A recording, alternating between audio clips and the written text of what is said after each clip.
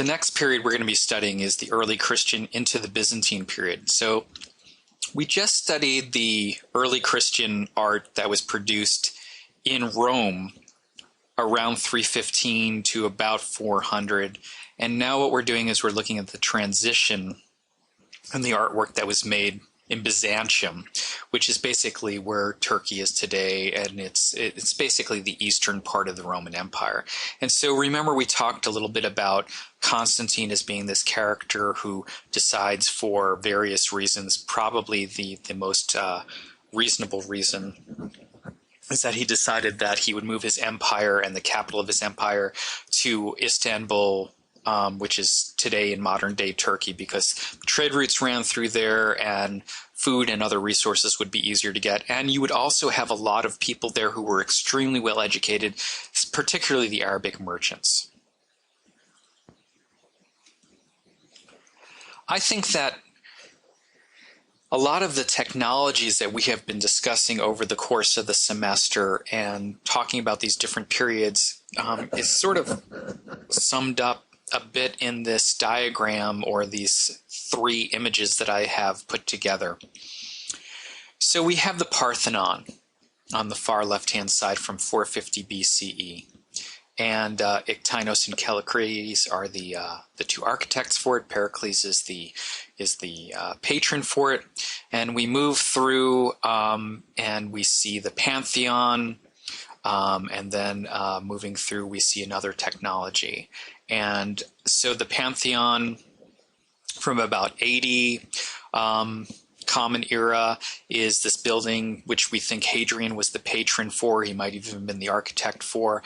And then the next phase, and you could almost think of this as being the technologies that were used for the Colosseum, all add up to this last building, which is called Hagia Sophia in Turkey. So let's talk about it first. The Parthenon. We have post and lintel technology, we have the basilican plan, we have plain stone technology. The building was decorated basically with encaustic paint. It was painted on the exterior. The Pantheon is this technology. They use concrete and cement. They pour cement for the ceilings. There's coffers. They use a little bit of post and lintel. They tend to veneer the architecture, and they use a lot of arches and domes. Then the next thing is the barrel vault, the cross groin vault, the use of technologies, for instance, the brick and the cement again. And that leads to, for instance, the Colosseum used a lot of this technology. And all of these things have been put together in this last building, Hagia Sophia. The two architects for Hagia Sophia are Anthemius and Isidorus. And Hagia Sophia, you might hear pronounced sometimes Hagia Sophia, depending on who your teacher is. The dates that it was built are somewhere between 532 and 537, although it has been reconstructed several times. The four towers that you see on the ends of it are actually not built, parts of it that were originally on it, because now it is a mosque, and at certain points it has gone back and forth, but originally it was a Christian and specifically Catholic church. And then those towers or minarets that were added later on were put there because basically they were used to call the faithful to worship in Islam.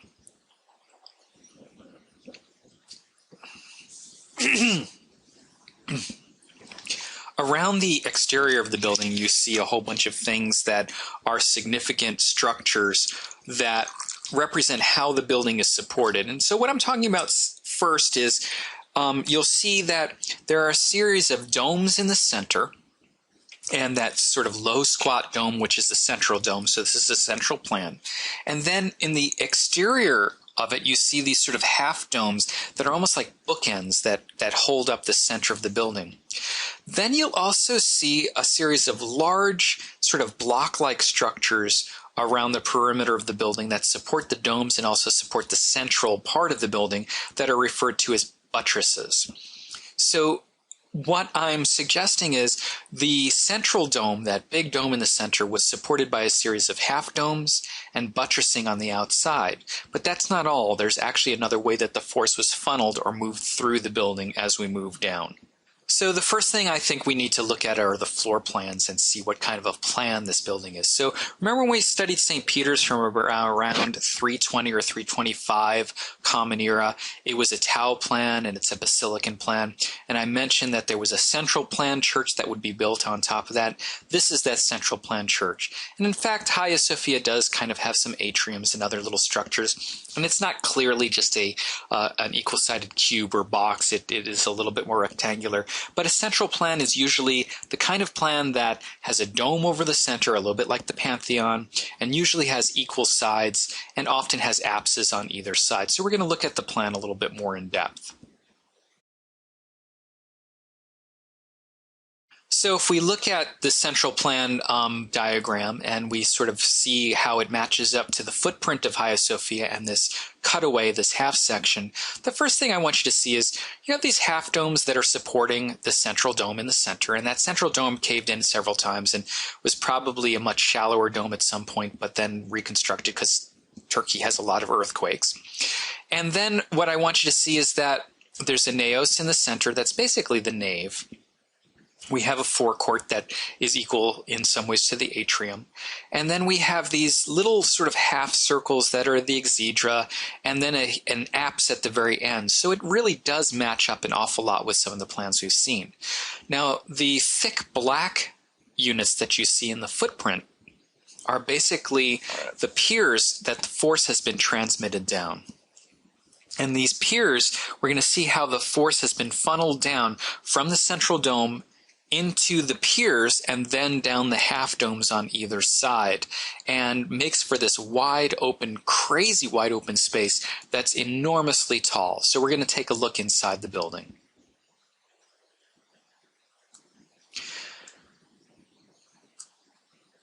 The first structure that I want you to be able to notice or pay attention to, we've got this diagram that's domes on pendentives and domes on squinches.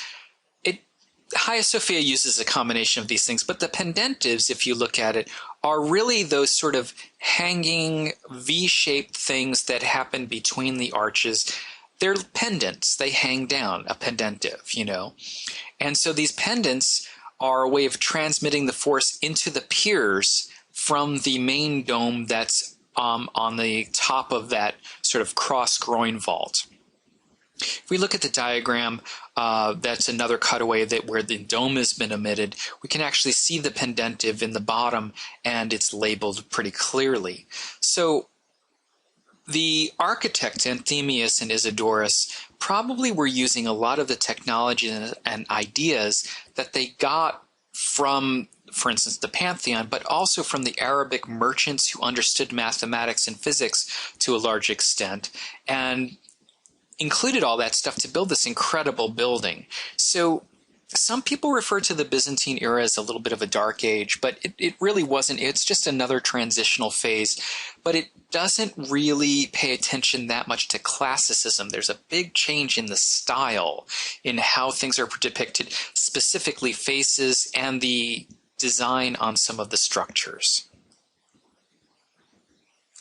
So if we look inside the building, these medallions with the Arabic script on it are actually later additions, but the rest of the decoration of the seraphim with those wings on the pendentives themselves are actually original kinds of decorations. And if we move around, we can actually see that the center is wide open. There's a lot of space, a lot of air in there, but it's very ornamented. It's got a lot of ornate ornamentation and a lot of mosaic work that run through the entire structure of this building. And I think that it's important to mention that there are several apses on the ends where there would be altars, and we see a row or an arcade of arches that are built on columns. So think of it as a continuous tradition in which they're building on the old traditions and they're embroidering on it, sort of like one TV show to the next TV show, schema and correction. You start out with an old TV show and then the revamped versions of them that make them more updated. Buildings go through the same kinds of things. So let's take a look at the ceiling and the half domes that support it, because we can kind of see it here, but not enough.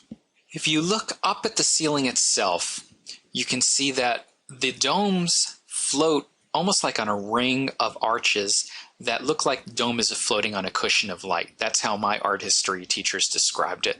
And the idea is that you have these other two kind of half domes that support it on either side, and it looks like it shouldn't be able to work. It's just hanging there in this, it's made out of stone, it's in earthquake country, so this is really quite an incredible design and an incredible structure. The forces funnel down through the pendentives into the side aisles, and then we see the half domes that are the apses on either end that are supporting it. And of course, you don't get to see the buttresses on either end. But this gives you a good sense of what it feels like on the interior space of this cathedral or this basilica. You can see a little bit closely that there are these pendentives that are located on it in either corner.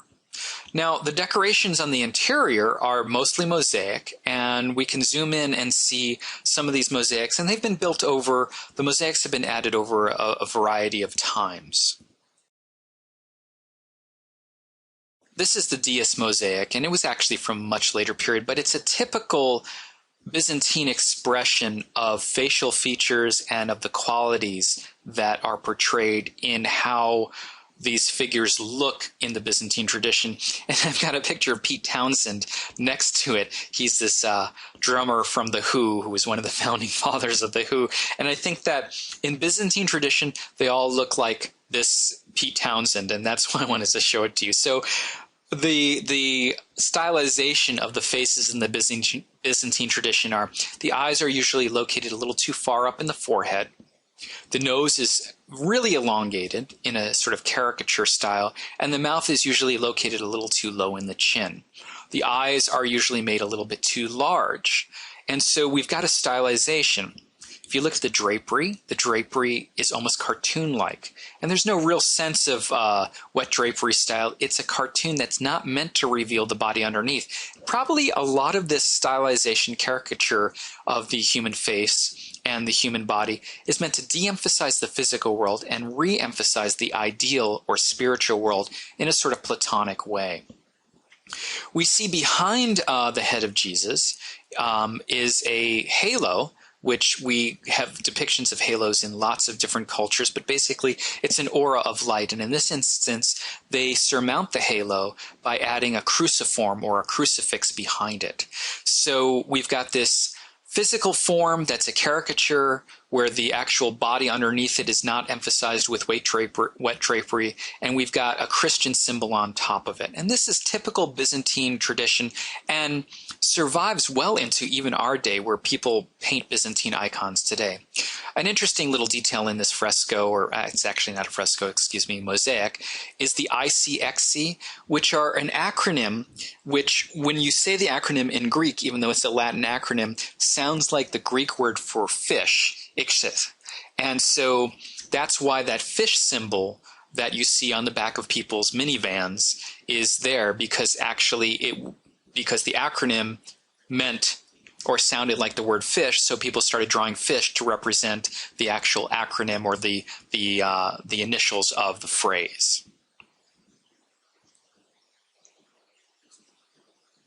Now, one of the things that I've been trying to develop with my students is the idea that you can take these ideas and do a sort of essay kind of thing and develop these things. So in exams that I have you guys moving into, I'm trying to develop your thinking a little bit further. So one of the things that you might want to do is actually pause the video for a second and think about a comparison between this sculpture of Augustus of Prima Porta from the 1st century and this mosaic that depicts Jesus and from Hagia Sophia. And what I want you to do is kind of talk about and think about the differences in the iconography, the differences in, for instance, the formal stuff, how naturalistic, how unnaturalistic, and also the differences in the time periods, the context. And if you can come up with basically a topic sentence that encompasses all these things, that explains the changes and differences, then you're one step ahead and you can really develop an essay. And then you can develop a list of ideas or questions that come after that. So maybe pause this and do that so that when you take the exam, you'll have those in your notes. Did you pause it? I bet you didn't. Okay. But, well, this is going to be an exam question for my class at least. So the next thing we're going to look at is actually some of the capitals or the column tops in Hagia Sophia. The same kinds of things apply to the column capitals or column tops. And what I'm talking about is this is one of the capitals from Hagia Sophia.